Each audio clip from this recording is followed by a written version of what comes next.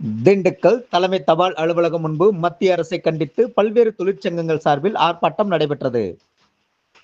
செவ்வாய்க்கிழமை மாலை 4:30 மணியளவில் கிடைக்கப்பெற்ற தகவலின்படி திண்டுக்கல் தலைமை தபால் அலுவலகம் முன்பு மத்திய அரசை கண்டித்து பல்வேறு தொழிற்சங்கங்கள் சார்பில் ஆர்ப்பாட்டம் நடைபெற்றது. இதற்கு தொமுச மாவட்ட கவுன்சில் செயலாளர் அழகர்சாமி தலைமை தாங்கினார். இதில் சிஐடியு மாவட்ட தலைவர் கணேசன், ஏஐடியுசி மாவட்ட செயலாளர் நாச்சிமுத்து, ஐஎன்டியுசி மாநில துணைத் தலைவர் கண்ணன், HMS மாவட்ட செயலாளர் சையது இப்ராஹிம் உள்ளிட்ட நிர்வாகிகள் மற்றும் பல்வேறு தொழிற்சங்கத்தினர் கலந்து கொண்டனர்.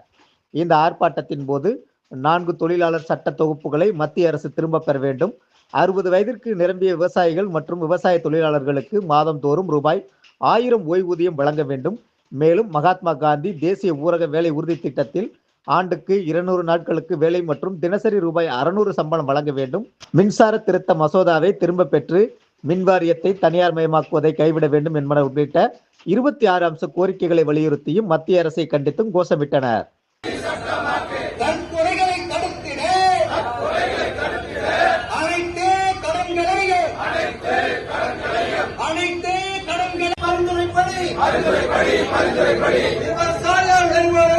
விவசாய விளைபொருளுக்கு